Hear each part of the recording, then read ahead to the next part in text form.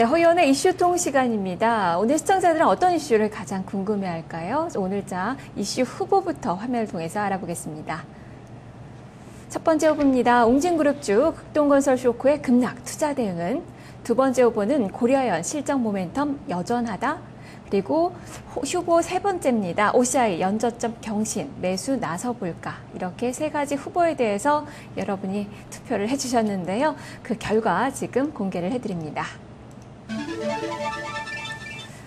네, 시청자가 뽑은 오늘의 이슈입니다. 웅진그룹주 극동건설 쇼크의 급락 투자 대응에 대해서 43%의 지지를 해주셨네요. 그리고 나머지 고려한과 OCI에 대해서도 오늘 또 많은 표를 좀 얻었는데요. 오늘 웅진그룹주에 대해서 허준식 해설위원과 함께 짚어보도록 하겠습니다. 허연이 안녕하세요. 네, 안녕하십니까. 네, 오늘 뭐 웅진그룹주 이 소식에 그룹주뿐만 아니라 전체적으로 그 주식시장에 좀 파장이 좀 일고 있는 그 모습들이 뭐 증권이나 은행 쪽에서 좀 나오고 있는데, 웅진 홀딩스뿐만 아니라 극동건설뿐만 아니라 이 웅진홀딩스도 지금 법정 관리를 신청을 했거든요. 그 이유부터 좀 점검해 볼까요? 네, 일단 지난해 이 시공능력 평가 38위였던 이 극동건설이 지난 25일 날 만기 도래한 150억 이 어음을 결제하지 못해서 1차 부도가 났고요. 어제 이제 자금 확보에 실패하면서 최종 부도 처리됐습니다. 극동건설 부도에 의해서 이제 연쇄 도산을 우려해서 이 홀딩스과 지주사격의 홀딩스도 같이 법정 관리 들어간 것이겠고요. 홀딩스가 지금 극동건설 지분 89.5%를 보유한 최대 주주이고, PF 관련 연대 보증 금액만 지금 증권가에 추정하기로 올해 상반기 기준으로 5,825억이고요. 또 업계에서는 전체 웅진홀딩스의 극동건설 연대 보증 규모가 총 1조 840억에 달할 것이라고 추정을 해서 같이 그냥 신청한 것 같습니다. 이번 사례는 우리 금융사에서 지주사가 법정관리 신청한 첫 사례로 남게 될 것이고요. 또 지주사 웅진홀딩스는 윤석금 회장이 74% 지분을 갖고 있고, 이제 그 웅진홀딩스 아래에 코웨이랑 싱크빅, 극동건설, 또 웅진에너지, 폴리실리콘, 웅진식품 등이 위치해 있습니다. 네, 그렇다면 이 웅진그룹 전체적으로 부채 규모가 어느 정도나 되는 거죠? 네, 그룹 전체 부채는 뭐 추정하겠다 좀 다른 것 같은데요. 최대로는 한 10조 원 정도까지 금감원 다트로 기반해서 추정이 나오고 있습니다. 그리고 특히나 이제 웅진홀딩스는 뭐 단기 차입금이 한 2,950억, 유동성 장기 차입금도 한 1,400 정도 해서 4천억 넘어가는 차입금이 있고요. 단기로만. 그 사채도 한 3,100억 정도가 있다고 합니다. 그리고 극동건설 같은 경우도 역시 단기 차입금이 4천억 이상으로 추산되고 있고요. 이러한 그 단기 차입금에 대한 만기 도래분도 내년 초까지 상당히 좀 줄지어 있는 것으로 알려져 있습니다. 네. 뭐 이렇게 되면은 웅진코웨이에 대한 이야기도 안 할 수가 없을 것 같은데, 매각은 어떻게 이제 진행이 되는 건가요? 네, 일단은 이제 차후에 좀 더 말씀드릴 건데요. 법정관리 개시가 되게 되면 코웨이 매각 관련 결정권이 법원으로 넘어가게 되고요. 주총도 11월 9일로 연계될 것이라는 이슈항이 나오고 있습니다. 예, 우리 친구들이 이제 궁금해하는 부분은 앞으로의 이제 일정들일 텐데, 어떤 점을 좀 주목해봐야 될까요? 네, 일단은 잠시만요. 이게 조금 연결이 끊어졌는데. 잠깐만요. 네, 일단은 지금 법원 쪽에서 판결이 좀 나와야 될 것 같아요. 네, 잠시만요. 이게 지금 메일이 끊어져서 잠깐만 좀 열어야 될 것 같은데요. 네, 그 이후에 본다면은 아무래도 이제 법정관리 신청 여부가 이제 결정이 되게 될 텐데, 이러한 부분들에 대해서 좀 설명을 좀 해주셔야 될 것 같습니다. 어쨌든 웅진홀딩스 전체적으로 지금 하한가 시대, 오늘은 이제 거래가 정지된 상태고 나머지 종목군들 지금 하한가 시대가 꾸준하게 유지가 되고 있는 그 구간인데요. 앞으로 주목할 점들 알려주세요. 네, 일정들을 보면 일단은 이 법정 관리 신청과 관련해서 이 법원 판결이 나와야 되겠고요. 당사자 뭐 신청인들 다 불러서 뭐 왜 신청했는지 이야기도 좀 들어봐야 될 것 같고요. 또 채권단한테도 이번 그 법정관리 관련해서 뭐 이의를 제기할 것은 없는 것인지, 뭐 동의할 것인지도 들어보고 아마 관리 결정할 것인지 여부가 나올 것 같고요. 지금 그 채무자 회생 및 파산에 관한 법률, 일명 이제 통합도산법에 따르면 이 회생 절차 개시 여부는 신청 후 한 달 내에 판결이 나오게 되는데요. 워낙에 이번 사안은 그 재개 서열 32일이라는 점을 고려해서 일정이 좀 더 빨라질 것 같다라는 이야기 나오고 있고요. 패스트 트랙 제도가 도입됐기 때문에 좀 더 예전보다는 일정이 빨라질 수도 있을 것 같습니다. 그리고 일단 이렇게 해서 법정관리 개시 결정이 나게 되면 재산 보전 신청과 포괄 금지 명령, 즉 채권 채무가 다 동결이 되게 되고요. 법원의 관리 감독 하에서 웅진그룹은 영업을 하게 될 것 같습니다. 따라서 이제 앞서 설명드린 대로 웅진코의 매각도 자동으로 현 시점에서 중단이 되게 되고요. 또 이제 홀딩스랑 극동건설은 개시 결정 나게 되면 관련해서 회생 계획안을 자동적으로 제출을 해야 될 것인데요.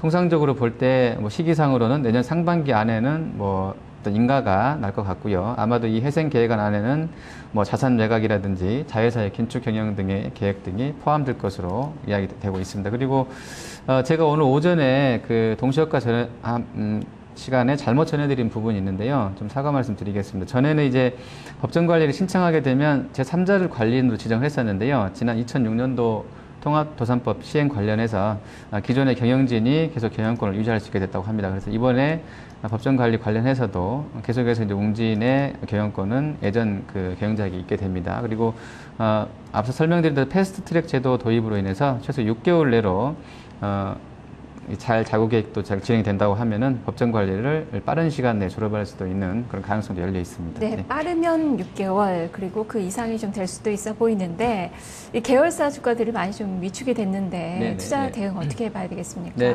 일단은 계열사 실적을 보면 사실 이번 사태가 아니었더라도 좀 보수적으로 하는 게 맞았던 것 같습니다. 일단 홀딩스부터 보면 상반기에 손실이 596억 정도 났었고요. 극동건설이 영업 손실이 한 67억 정도. 작년에는 2천억 났었기 때문에 작년보다 상당히 좋아진 것은 맞는데 그래도 좀 적자가 이어졌었고요. 그리고 뭐 웅진에너지랑 싱크빅도 뭐 큰 규모는 아닙니다만 계속 손실을 내고 있었습니다. 그리고 그나마 이제 케미칼하고 코웨이 쪽은 좋았는데요. 웅진 코웨이가 상반기에만 영업이익이 한 1270억 정도 났었고요.